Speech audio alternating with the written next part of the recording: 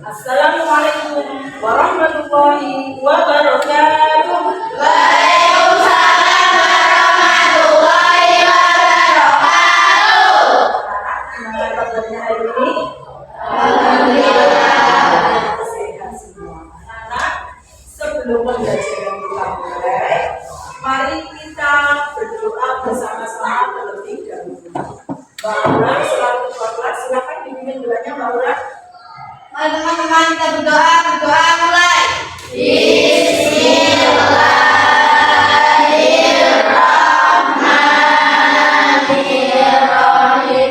Raditu billahi rabban wa bil islami dinan wa bi Muhammadin nabiyyan wa rasulan. Rabbi zidni ilma warzuqni fahma. Amin ya rabbal alamin.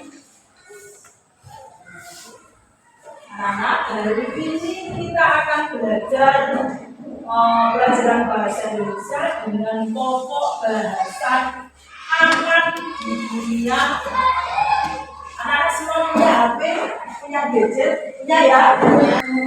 Seperti biasa kita punya 7 kebiasaan anak Indonesia. Masih ingat apa yang pertama? Ya, yang pertama bangun pagi. Jadi diusahakan bangun pagi. Kalau anak-anak biasanya bangun jam berapa? Masuk jam 6. Kan sholat subuh. Sholat. Jadi kalau ada biasanya as-sholatu khairun minan naum. Sholat lebih baik daripada tidur. Dibiasakan untuk bangun pagi juga membuka pintu. Apa kebiasaan yang kedua? Ibadah tadi harus melaksanakan 5 sholat 5 waktu. Sudah melaksanakan semua sholat subuh? Alhamdulillah. Selanjutnya yang ketiga Pak, berolahraga. Di dalam tubuh yang sehat terdapat jiwa yang atau selanjutnya yang keempat apa ayo? Makan makanan sehat dan bergizi. Makanan sehat dan bergizi. Makanan sehat itu makanannya bagaimana? Yang bagaimana? Yang mengandung gizi seimbang. Apalagi bersih ya. Seperti itu. Selanjutnya apa ini?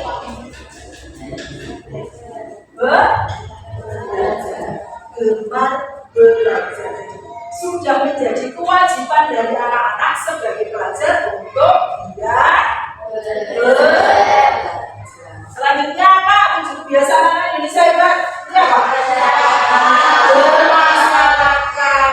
Jadi kita hidup di lingkungan masyarakat tidak bisa hidup sendiri. Karena kita disebut sebagai makhluk sosial.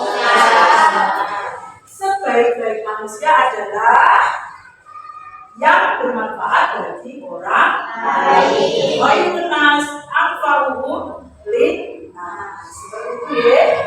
Lanjut, yang terakhir adalah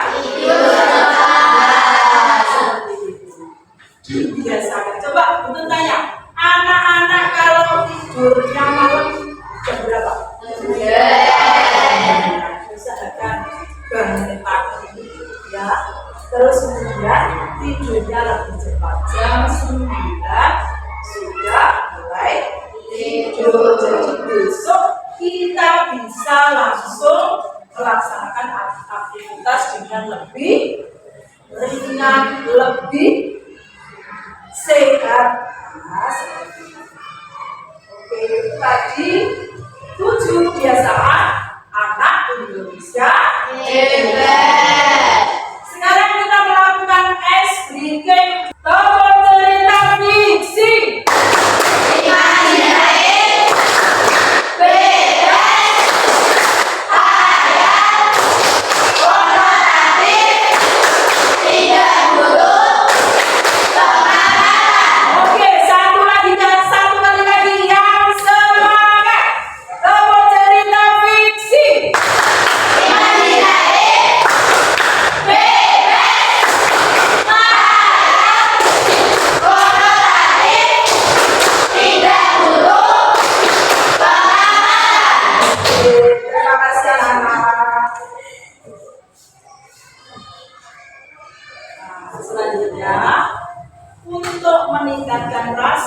nasionalisme kita sebagai warga negara yang baik. Jadi mari kita perhatikan lagu Ibu Kita. Coba biasanya juga dinasti kita tanggal berapa? 21 Maret. Satu bertepatan di bulan ini juga di bulan April.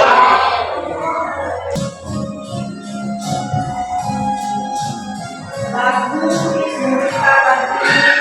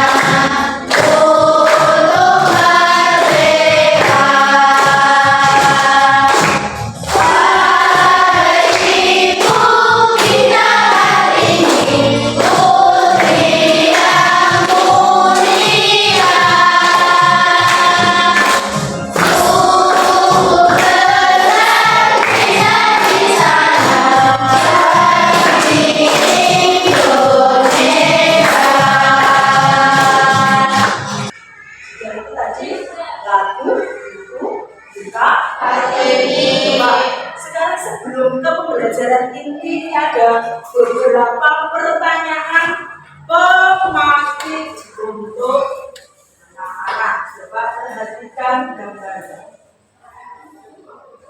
Mari undang termasuk cerita fiksi atau non fiksi. Cerita non-fiksi. Cerita Non-fiksi.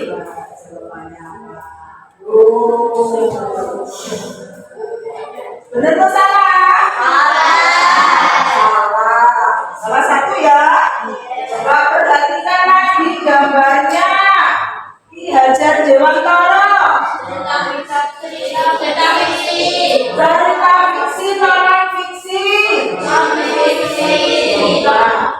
Coba sini. Cerita fiksi non fiksi.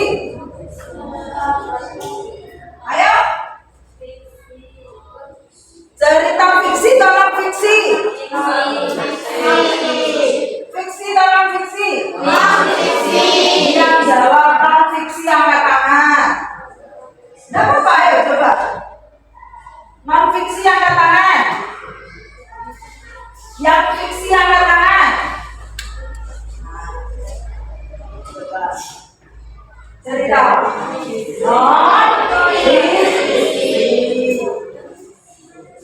Ayo, perhatikan gambarnya. Fiksi non fiksi. Non-fiksi. Coba jawabannya. Non fiksi. Oke. Tadi salah berapa? Satu. Oke, bisa dilanjut. Timun Mas dan raksasa. Fiksi. Coba jawabannya. Oke, lanjut. Tadi kan gambarnya ilmu pengetahuan sosial. Non-fiksi. Fiksi atau non fiksi?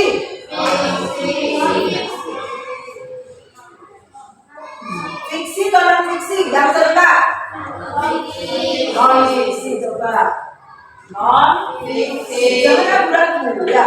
Kalau jawab fiksi ya fiksi, non fiksi ya non fiksi. Oke, lanjut. Sang angsa jadi jawabannya fiksi. Oke, lanjut.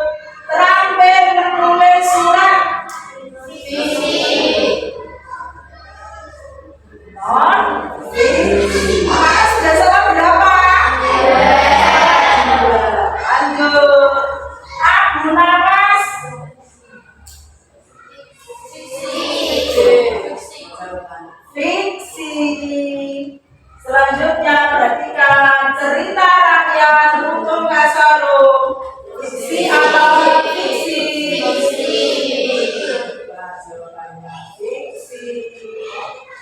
Selanjutnya, keong juara lari.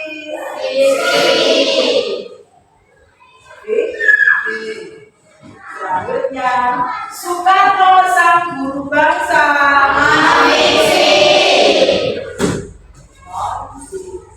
Selanjutnya, gigi harimau. Oke, lanjut. Ini RA Kartini, fiksi atau non fiksi? Non fiksi. Ini karena anak-anak menggunakan HP, ya. Ada beberapa tips agar anak-anak bisa aman berselancar di dunia maya. Suka berselancar di dunia maya? Iya. Iya. Yang pertama, kita harus menunjukkan perilaku yang baik. Nek biasanya sering koncone komentar lah ya yang baik, yang jangan memancing emosi, jangan menyinggung perasaan orang lain. Kemudian punya akun ya. Nah, itu punya kata sandi, jangan dibagikan kepada orang lain. Biasanya ada verifikasi 2 langkah agar aman. Nah, seperti itu. Nah, jangan menyebarkan berita yang bohong atau rumor yang belum tentu jelas kebenarannya. Sebelum ada permintaan pertemanan, biasanya lewat Facebook atau apa itu, kamu pikir dulu, kita punya program. Ya, saya berteman dengan siapa? Kalau mau kirim pesan, usahakan si tak kirim itu benar salah, tapi kurang diperhatikan. Karena zaman sekarang, ya, zaman sekarang, kadang lewat sebuah tulisan bisa menyinggung perasaan orang lain. Ini ada emosi biasanya apa itu biasanya? Terus apa itu lagi biasanya? Terus ini gambarnya apa? Pusing. Oke. Nah, tujuan pembelajaran kita hari ini karena kita mempelajari tentang cerita fiksi dan non fiksi. Nah, anak-anak nanti bisa menganalisis ide pokok dan argumen dari tulisan yang ada. Tujuan kita yang pertama. Yang kedua, anak-anak nanti melalui 2 tahap, ada proses menulis, kemudian menentukan topik yang kita minati dan membuat kerangka tulisan sebelum dikembangkan menjadi sebuah tulisan atau karangan yang utuh. Seperti itu ya. Bisa dipahami itu tujuan pembelajaran kita hari ini? Oke, lanjut. Ini itu kegiatan kita hari ini. Perbedaan antara cerita fiksi dan non fiksi. Kita bahas untuk cerita fiksi itu bersifat fiktif atau imajinatif. Apa tadi fiksi? Berarti berdasarkan imajinasi seorang penulis atau pengarang. Ya. Kalau non fiksi bersifat informatif, memberikan informasi sejelas-jelasnya, selengkap-lengkapnya, tapi harus disertai dengan data. Ya, jelas ya. Kemudian untuk fiksi tidak membutuhkan pengamatan, jadi hanya berdasarkan daya imajinasi, daya khayal. Ini nulis apa di? Tapi kalau non fiksi butuh pengamatan karena kita membutuhkan data dan informasi penduduk. Oke, untuk visi tidak perlu dipertanggungjawabkan. Kenapa? Karena tadi berdasarkan daya imajinasi atau khayalan pengarang atau penulis. Tapi kalau non fiksi harus dapat dipertanggungjawabkan. Ya, tulisannya benar atau salah? Seperti itu. Nah, fiksi berdasarkan khayalan penulis. Kalau non fiksi harus berdasarkan data. Jadi itu bahasanya konotatif, kiasan, ya. Kayak besar kepala, apa besar kepala? Itu termasuk contoh kata kiasan. Tangan panjang. Kalau bahasa non fiksi harus tugas dan denotatif bahasa yang sebenarnya. Oke, yang termasuk contoh fiksi ada pantun, dongeng, cerita rakyat, puisi, fabel. Apa fabel? Apa? Cerita itu termasuk dari contoh-contoh cerita fiksi. Contoh non fiksi contohnya adalah buku paket seperti biasa buku paket anak-anak itu ya. Kemudian ada kamus artikel, skripsi besok anak-anak kalau kuliah buat skripsi, tesis, dan pernah dengar biografi. Tadi kan ada loh ya tulisan apa tadi? Pak Soekarno tadi ya. Nah, itu termasuk salah satu dari contoh cerita non fiksi. Coba sampai di sini tentang perbedaan cerita fiksi dan non fiksi. Ada pertanyaan dari anak-anak? Tidak. Bisa dimengerti tentang perbedaan cerita fiksi dan non fiksi? Bisa. Dilanjut ya? Oke.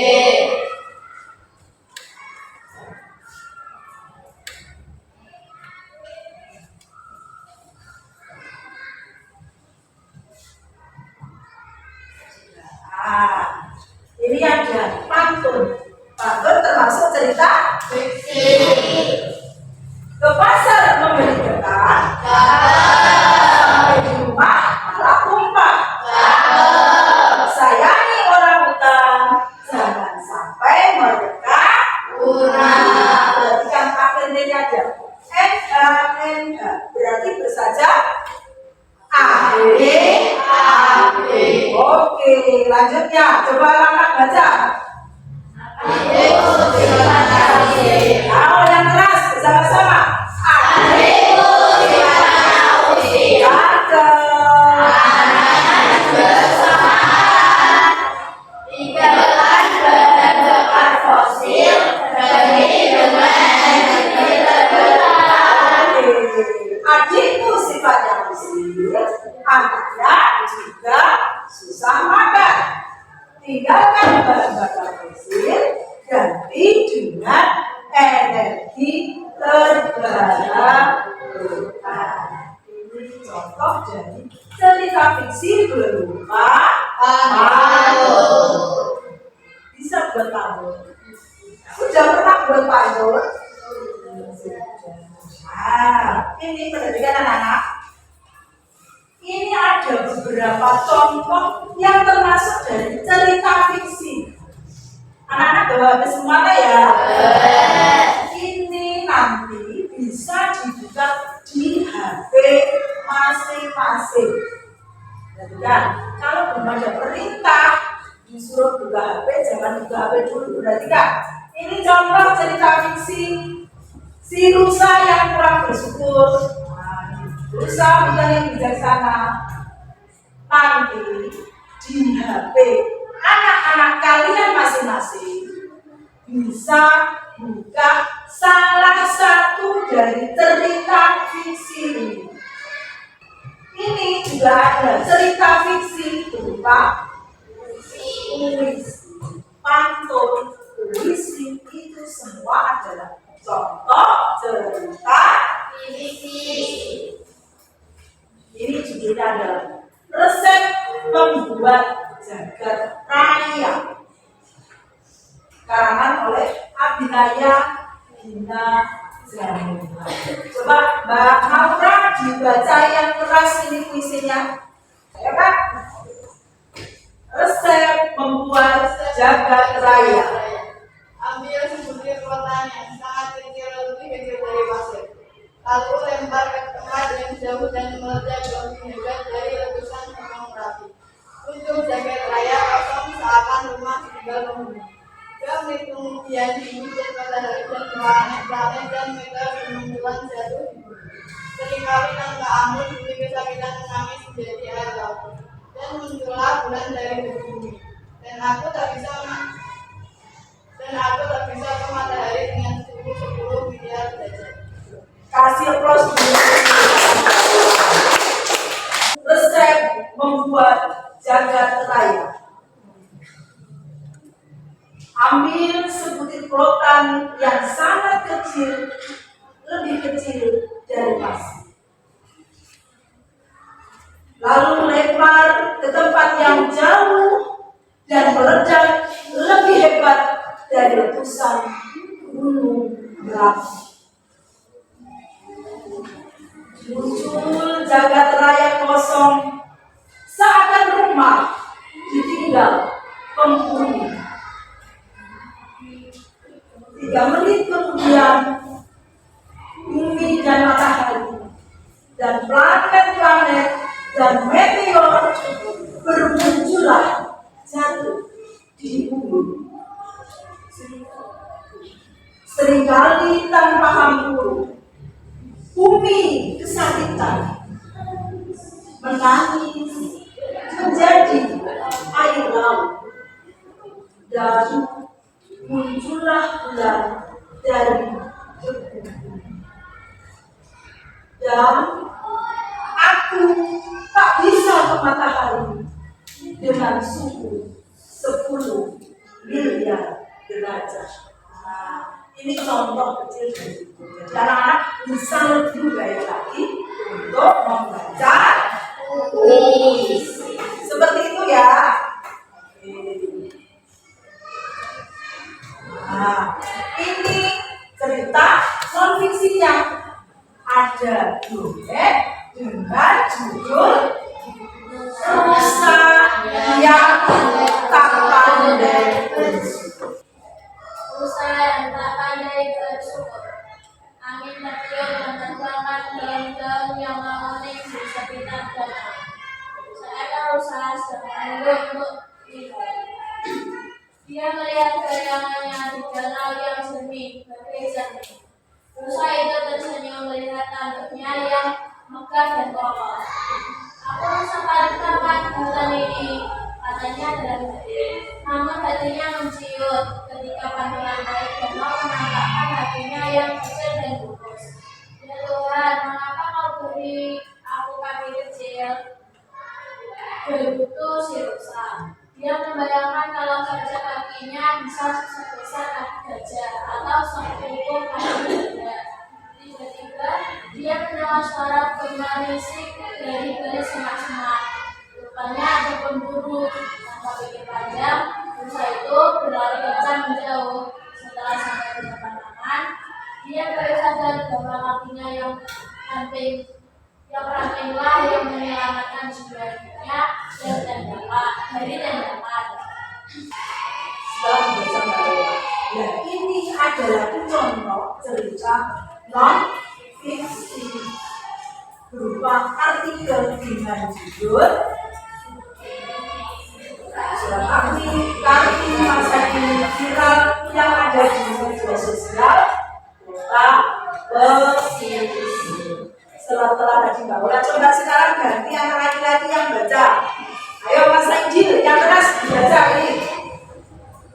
Kabar pesisir dari 10 Mei 2019.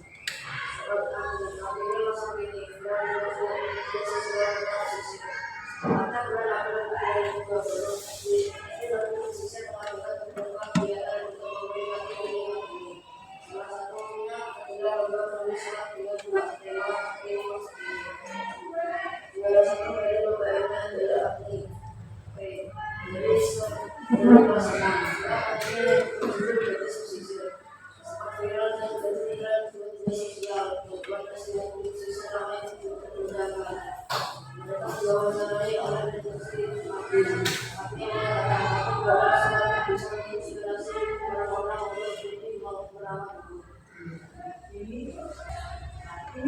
ini tadi kan ada dua yang sudah dibahas. Ini ada lagi, ada tulisan masa depan robot akan menggantikan pekerjaan manusia. Tugas anak-anak.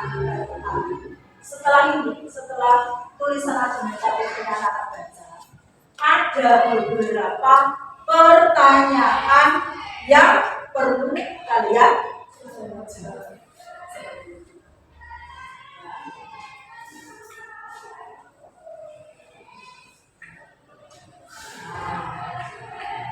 Ini ada beberapa pertanyaan yang perlu kalian jawab. Tugasnya adalah tugas mandiri. Bisa ya? Bisa dikerjakan? Oke. Ini tulisannya depan untuk lembar kerjanya. Dikasih nama sama nomor absen. Silakan dikerjakan.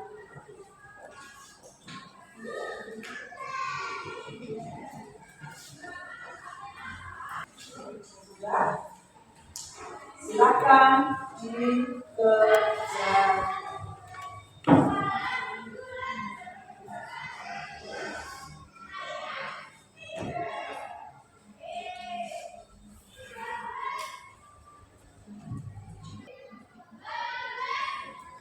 Ada 4 pertanyaan yang harus anak-anak jawab.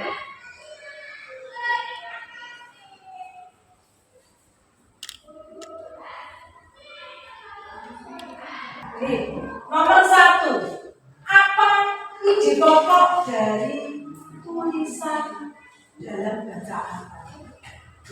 Nomor 1. Ide pokoknya apa? Mas Aidil. Apa Mas Aidil ide pokoknya? Menurut Mas Aidil adalah apa Mas Aidilnya keras? Pada masa depan robot akan menggantikan pekerjaan manusia. Ada yang punya jawaban sama Mas Aidil seperti itu? Iya. Jadi pokok ide pokok dari tulisan dalam bacaan tadi adalah pada masa depan robot itu akan menggantikan pekerjaan manusia. Benar ya jawabannya Mas Aidil ya? Kasih aplaus ke Mas Aidil.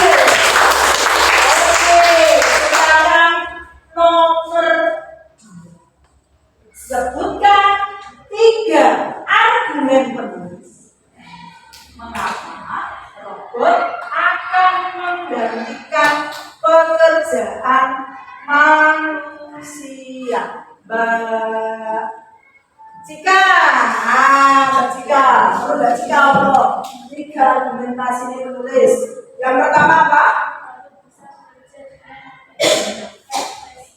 Yang keras berdiri. Ayo jawabannya apa?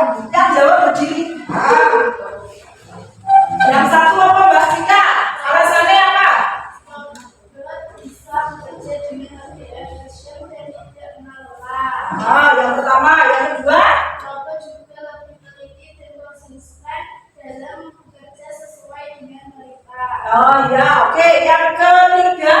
Robot bisa diproduksi secara massal dan hasilnya semakin murah. Coba setuju dengan jawaban Mbak Cika? Setuju. Oke, kasih aplaus untuk Mbak Cika. Sekarang yang nomor 3. Bagaimana pendapat kalian dengan berkembangnya teknologi robot yang menggantikan tugas manusia? Ayo Mbak Cindy, menurut Mbak Cindy bagaimana? Pendapatmu bagaimana? Kalau dengan berkembangnya teknologi robot itu menggantikan tugas manusia itu bagaimana? Setuju atau enggak?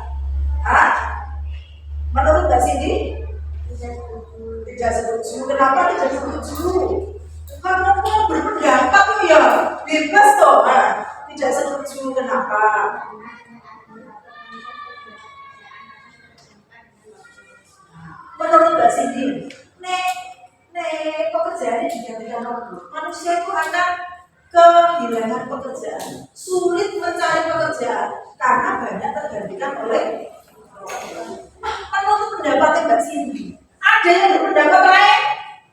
Mbak Yasmin setuju orang. Menurut Mbak Yasmin setuju. Kenapa Mbak Yasmin?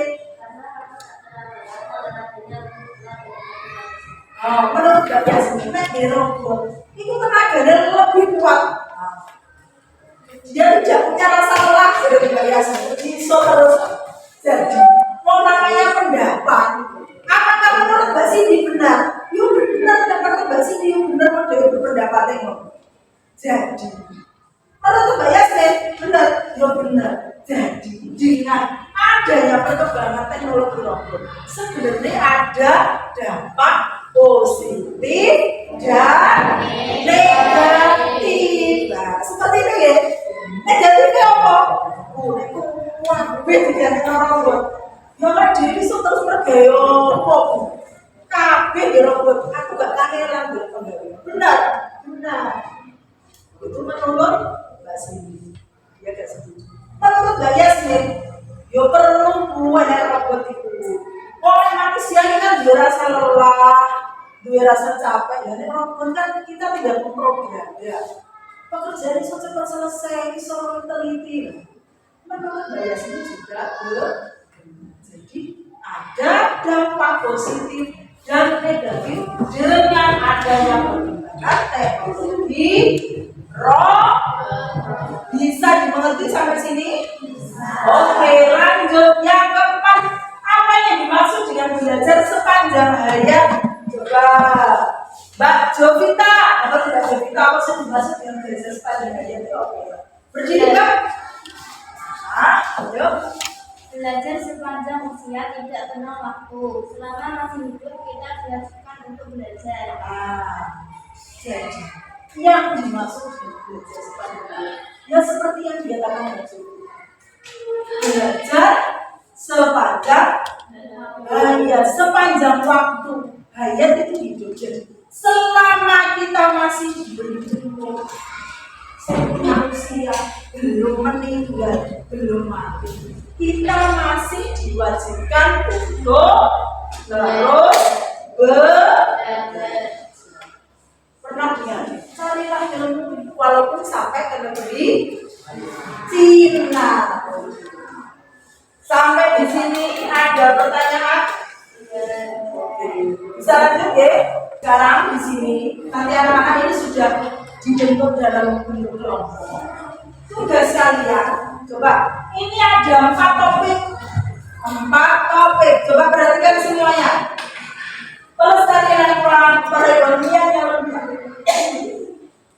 adil, keragaman sosial budaya, teknologi, masa depan.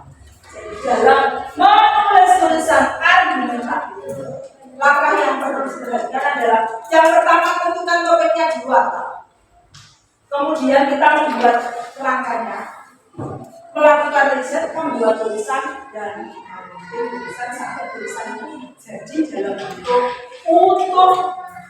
Ada 4 topik yang bisa dipilih. Coba. Di sini anak-anak diajarkan untuk bisa mencari sumber bacaan digital lewat HP di rumah pendidikan ruang murid dengan link seperti ini. Linknya itu. Coba ya, kita buka dulu ya. Linknya. Coba anak-anak bisa buka di HP-nya bisa dikeluarkan. Di Google diketik itu linknya, coba. Ayo. Di sini ruang murid. Sudah? Bisa ya? Di ruang murid. Sudah toh? Klik yang ruang murid. Coba Di situ kan ada jenjang ya, SD ya. Oke ya, sudah bisa semua.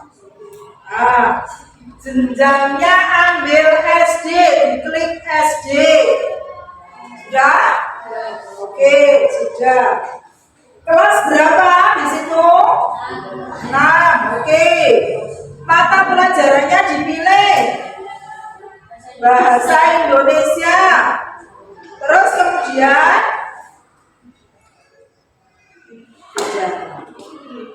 sudah ya?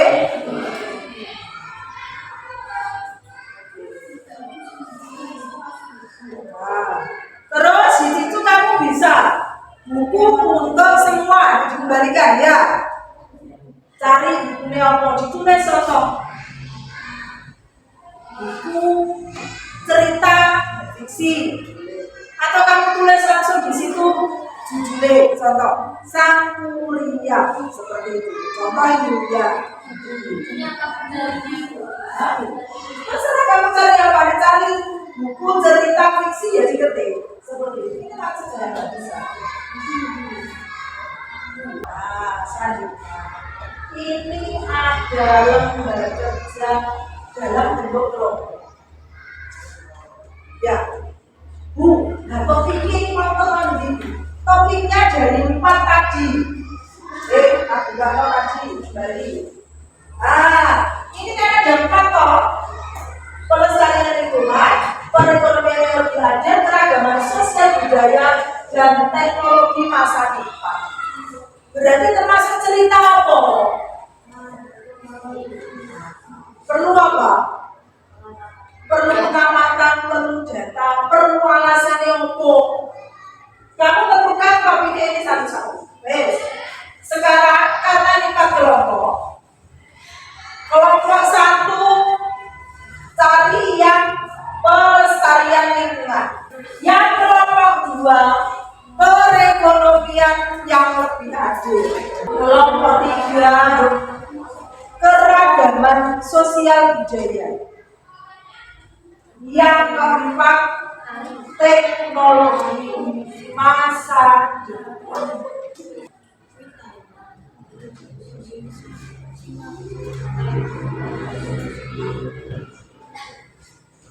Ayo silakan.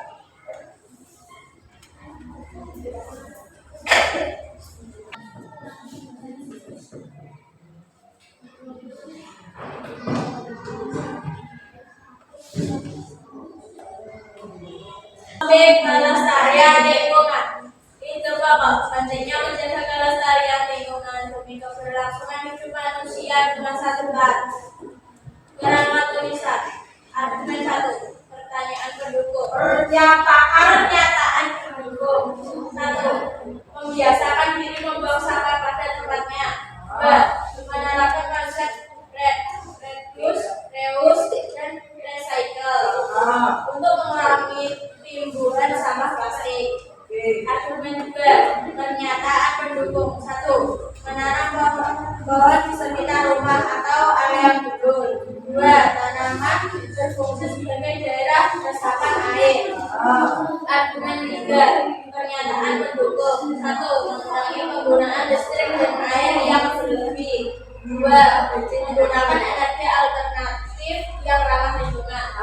Itu tadi presentasi dari kelompok 1. Coba kasih kelas dulu ke bawah dari kelompok 1.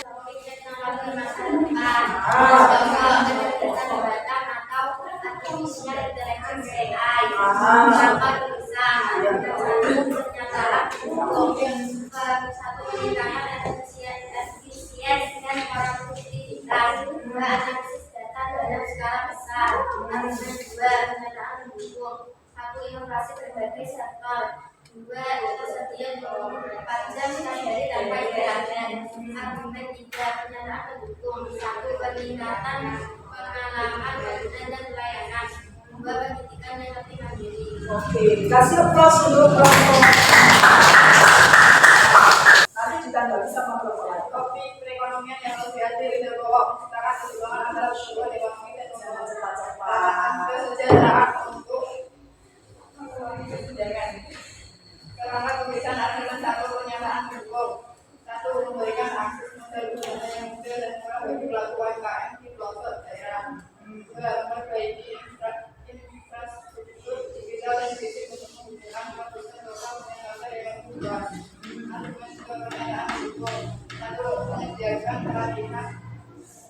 keterampilan vokasional training yang relevan dengan kebutuhan industri masa kini. B. Menjamin akses pendidikan berkualitas dan merata agar setiap individu memiliki peluang yang sama untuk bekerja. Yang tiga, pernyataan hukum tadi menerapkan sistem pajak progresif yang maju untuk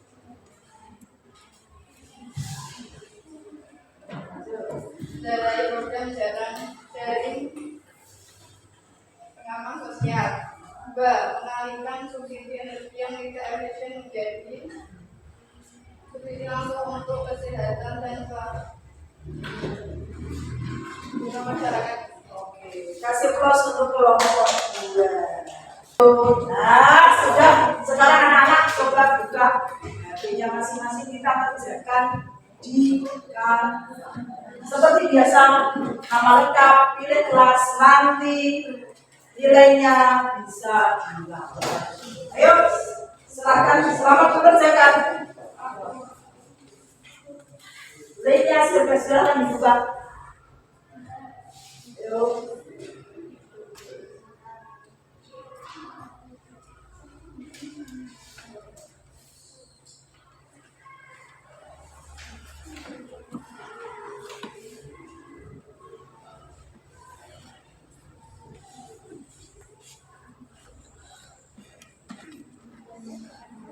Ayo silakan.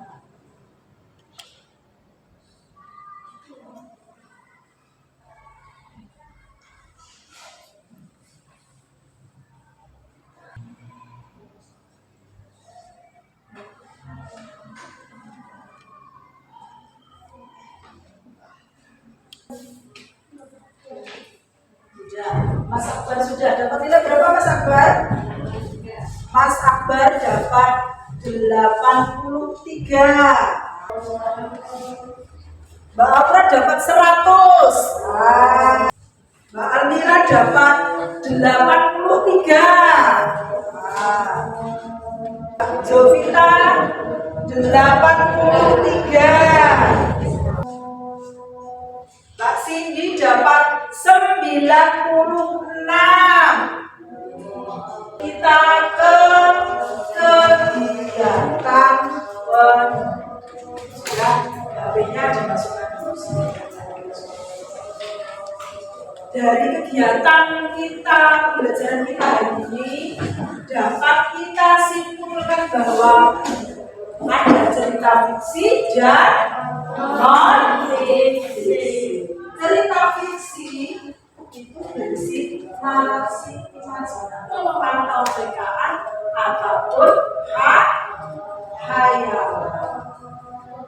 Jadi dalam dunia literasi, fiksi ini bukan berarti kebohongan, tapi realita alternatif berdasarkan daya hayal, daya imajinatif dari penulis ataupun pengarang.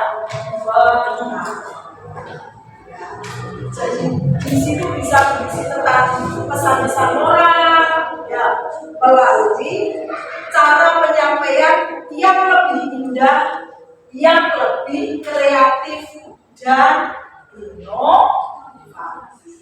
Itu untuk cerita fiksi. Nah, kalau cerita non fiksi itu harus berpijak pada informasi yang jelas, berpijak pada data disertai dengan fakta, bukti, dan realitas yang harus dapat dipertanggungjawabkan. Oke, mengerti untuk cerita fiksi dan non fiksi? Oke, sekarang betul. Coba contoh cerita fiksi apa? Hah? Apa? Dongeng. Apalagi? Pantun. Puisi. Oke. Kalau non fiksi? Berita, ya, berita sama dia biasanya diomong. Kamus, buku paket, biografi seperti itu. Oke.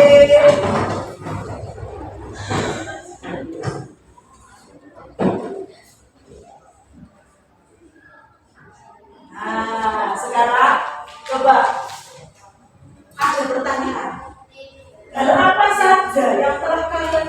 pelajari dalam pembelajaran hari ini? Coba apa yang sudah kalian pelajari? Fiksi dan non-fiksi.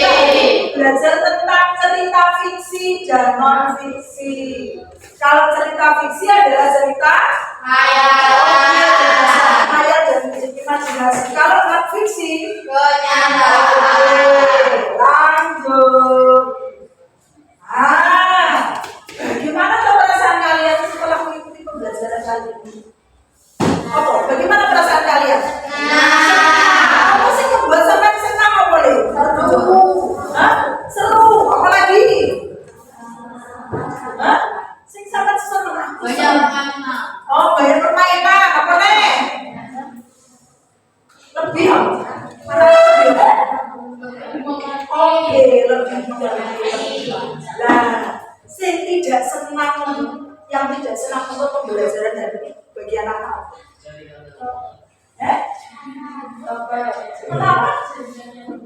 Jaringannya lemot gue ini kalau ngomong aku pengen menurut ada lagi yang buat kalian merasa tidak senang?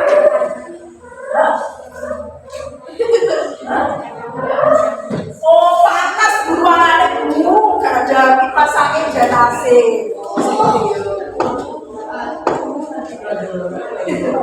Oke, lanjut. Apa hal yang menarik dari kegiatan pembelajaran hari ini? Dan apa yang tidak menarik? Apa tadi sih menarik? Cerita-cerita fiksi dan non fiksi. Yang tidak menarik apa? Jaringannya lemot. Oke, bisa dilanjut. Oke. Coba sekarang dari pembelajaran hari ini yang kalian belum paham terkait pembelajaran hari ini. Sudah mengerti? Sudah. Bisa membedakan cerita fiksi dan non fiksi? Bisa. Bukan contohnya? Bisa. Terima kasih. Coba manfaat apa yang bisa kalian peroleh dari pembelajaran hari ini? Apa manfaatnya? Oh iya, lebih paham, lebih tahu cerita fiksi dan non fiksi. Apa mana? Manfaatnya apa? Bisa buat? Bisa? Bisa. Apa mas? Sekarang keinginan anak-anak apa untuk pembelajaran ini? Anak-anak punya keinginan apa?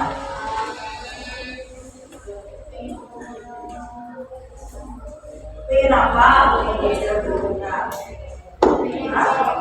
Pengen apa? Lebih? Kreasi katanya berkreasi. Oke, berkreasi. Oke. Ini nanti anak-anak ada tugas di rumah. Oke. Perhatikan, ada cerita fiksi dan non fiksi. Perhatikan, untuk kelompok 1 dan 2 cerita fiksi. Untuk kelompok 3 dan 4 cerita non fiksi. Ini untuk putarkan sebentar. Judulnya adalah Gadis Durhaka. Ini untuk kelompok berapa? 1 dan 2. Ya, sama.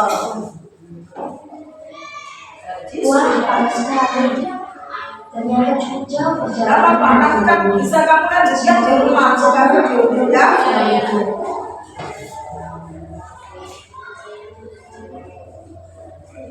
Sepertinya pohon itu yang kucari.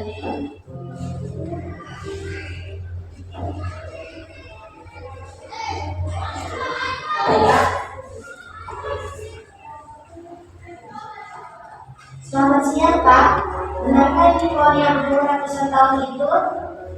Ya, benar sekali. Saya buat menjaga pohon ini.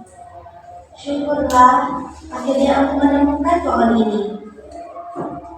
Ada apa? Dan apa yang kau inginkan? Aku sangat tertarik dengan kisah dari pohon ini. Bisakah kau menceritakannya padaku tentang pohon ini, Pak? Ya, tentu saja aku bisa menceritakannya padamu.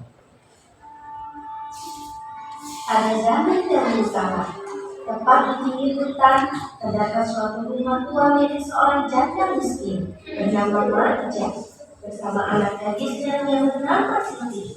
Siti adalah anak yang sangat rajin. Dari kecil, ayah mengenalnya selalu saja mengikuti orang tuanya. Sehingga ketika dewasa ia menjadi anak yang selalu mengandalkan ibunya. Ia tidak peduli seberapa sulitnya sang ibu menuruti setiap kemauannya. Sampai di sini dulu ya, nanti dikirim sama Butun ya. Lanjut untuk kelompok 3 dan 4 judulnya Kisah Pangeran Abad ke-19, tanah Jawa berada di bawah kekuasaan kolonial Belanda. Rakyat hidup dalam tekanan, pajak yang tinggi, kerja paksa, dan kebijakan pemerintahan yang tidak adil membuat banyak rakyat Jawa merasa terjajah di tanahnya sendiri. Namun dari kesunyian Yogyakarta, muncul seorang pangeran yang menjadi simbol perlawanan. Pangeran Diponegoro, putra dari Sultan Hamengkubuwono III, namun memilih hidup sederhana dan dekat dengan rakyat. Diponegoro dikenal religius, kejam, dan berani.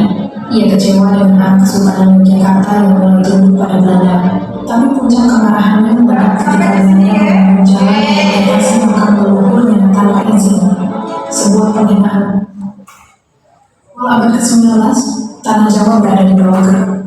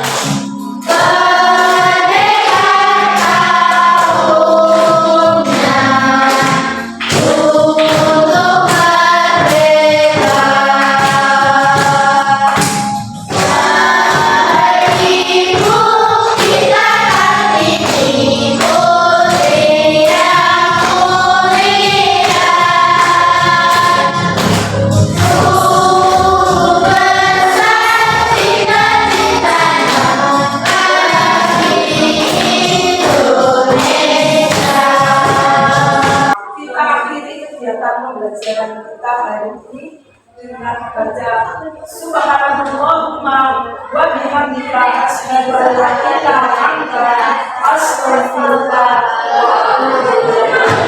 Alhamdulillahirobbilalamin. Selamat siang. Wassalamualaikum warahmatullahi wabarakatuh.